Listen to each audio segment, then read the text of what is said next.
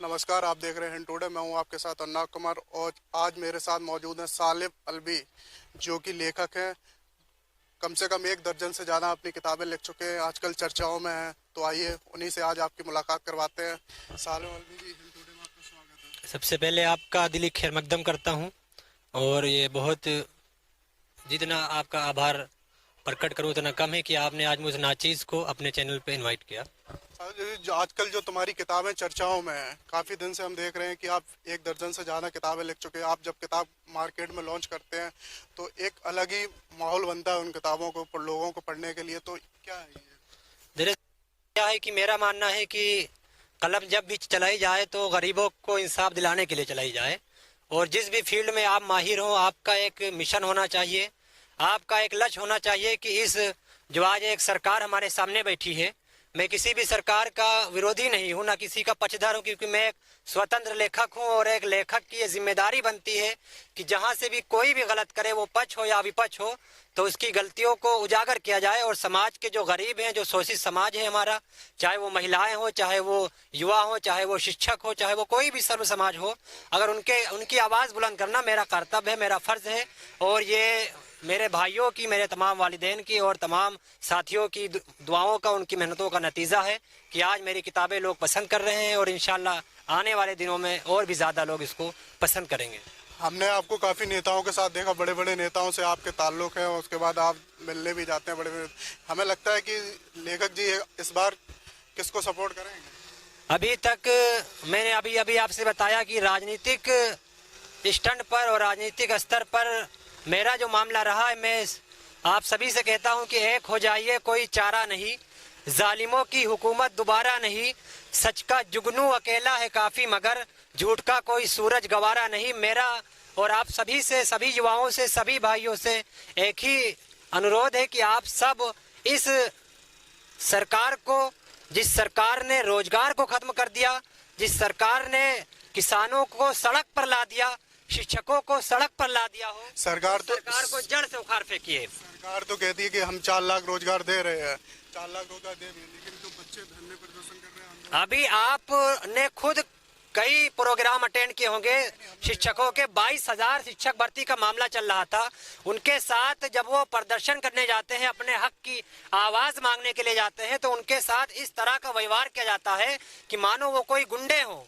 आप शिक्षक हैं, आप उन्होंने इतना वक्त बर्बाद किया है इस नौकरी के लिए, देश की सेवा करने के लिए, आप उनसे ऐसा बर्ताव कर रहे हैं, तो आप आम जनता से कैसा बर्ताव करते होंगे? क्या इन शिक्षकों के लिए भी कोई किताब लिखेंगे क्या? बिल्कुल। जब मैंने पहले ही आपसे कहा कि चाहे वो शिक्षक समाज हो, महिला समाज हो, जिस भी शोषित, जो भी जिस वर्ग को सरकार परेशान करेगी, उसके नुमाइंदे परेशान करेंगे। जो लोग परेशान हाल होंगे, सालिम अलवी की कलम जहां तक चल सकेगी, उनको हक दिलाने के लिए हमेशा चलती रहेगी। हमने देखा आपके काफ़ी फॉलोअर्स हैं और काफ़ी संख्या में नया हुआ है जो आपको पसंद भी कर रहा है। क्या हमें आपने मेरे सवाल का जवाब नहीं दिया, आप किस पार्टी में जाना पसंद करेंगे? देखिए, अभी आपने फॉलोअर्स की बात की, तो मेरा मानना है कि सारे मेरे दोस्त हैं, मेरे भाई के जैसे हैं, और मैं उनका जितना शुक्रिया अदा करूँ कम है कि उन्होंने हर मौके पर मेरी हौसला अफजाई की, मुझसे मोहब्बत रखते हैं। और पार्टी का मामला है कि अभी तक ऐसा कोई विचार नहीं हुआ है।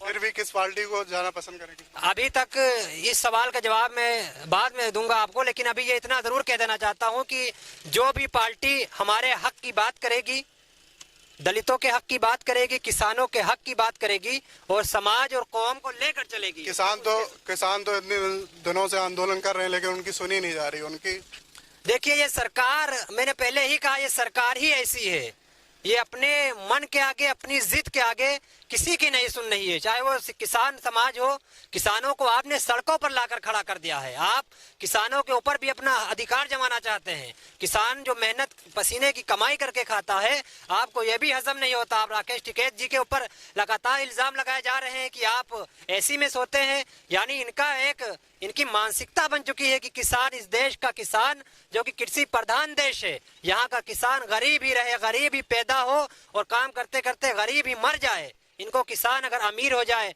एजुकेटेड हो जाए, उससे परेशानी है इस सरकार को, क्योंकि ये सरकार जानती है कि आज किसान सड़क पे आया है, कल किसान के बच्चे आगे आकर राजनीति में आएंगे, हमारा काम खत्म कर देंगे। ये सरकार किसान विरोधी है, महिला विरोधी है, रोजगार विरोधी है, शिक्षा विरोधी है और ये अमन विरोधी है। ये हिंदू मुस्लिम का जो आज खेल खेला जा रहा है, दिल्ली में आपने देखा कि लगातार खुले मंच से नारे लगाए जा रहे हैं कि मुल्ले काटे जाएंगे और राम राम चिल्लाएंगे। ये हमारा देश गंगा जमुनी तहजीब की मिसाल नहीं हो सकती। हाँ, नहीं, आपकी बात ठीक है। ये जो आज मान के चलिए कि जो उनकी नीतियां हैं, भाजपा की नीतियां, उन्हें वो आपको पसंद नहीं? खिलाफ है, पूरी तरीके से उनकी नीतियां खिलाफ हैं। किसी काम वो लिखित तौर पे तो उनकी नीतियां जितनी है वो सब बेहतर हैं, उनका हम सब स्वागत करते हैं, खैर मकदम करते हैं, लेकिन उन नीतियों को अमली जामा पहनाने में भाजपा सरकार उच्च आला कमान से लेकर क्षेत्रीय स्तर तक पूरी तरीके से नाकाम साबित हुई है। भाजपा तो कहती है सबका साथ सबका विकास, फिर आप इतनी कहीं से नहीं, सबका साथ सबका विकास अगर होता, हजारों ऐसे मुद्दे हैं मैं आपको बता सकता हूं कि जिसमें भाजपा ने सिर्फ एक वर्ग विशेष को निशाना बनाया है। अगर सबका साथ सबका विकास होता तो आज यहीं पर मैं जहां से हम लोग और आप बात कर रहे हैं, कुछ ही दूरी पर अभी शिक्षक धरना करने जा रहे हैं घर से। कोई प्रतापगढ़ से आया है, कोई रायबरेली से यहाँ पर मौजूद है, कोई कहां से मौजूद है। आप एक वर्ग विशेष को जो नफरत फैलाना जानता है, जो नफरत की राजनीति करता है, आप उसका साथ देते हैं। जो हक के साथ, जो सच के साथ खड़ा होता है, गरीबों की आवाज बनता है, आप उस आवाज को दबाने का काम करते हैं।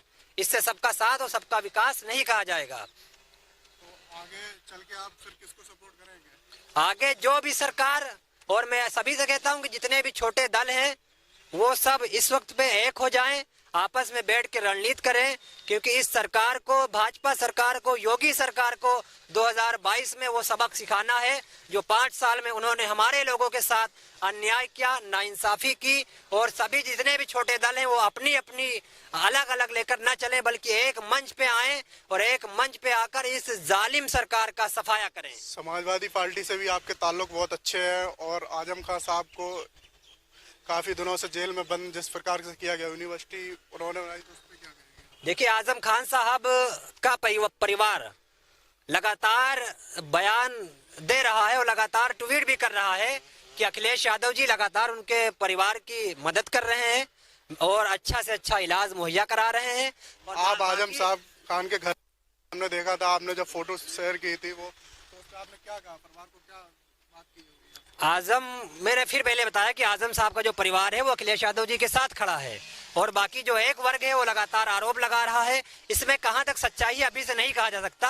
हाँ, ये बात जरूर है कि आजम खान साहब के साथ बहुत बड़ी नाइंसाफी हुई है और चाहे वो अखिलेश यादव जी लगातार, अभी जनेश्वर मिश्रा जी की जयंती थी और साइकिल रैली यात्रा निकाली गई थी। अगर एक बार फिर से अखिलेश यादव जी आजम खान साहब की रिहाई के लिए ये यात्रा निकालते तो शायद बहुत बेहतर होता और शायद आज आजम खान साहब को कहीं ना कहीं से सपा के जो बसपा सपा सुप्रीमो है उनसे शायद ये चूक हुई है, उनको ये काम करना चाहिए था। ये हमारे साथ राइटर जो काफ़ी किताबें लिख चुके हैं और आने वाले वक्त में जिस प्रकार से ये जो अन्याय हो रहा है, मान लो भाजपा सरकार कर रही हो, उस पर क्या कुछ का, चलिए आपको सुनाते हैं।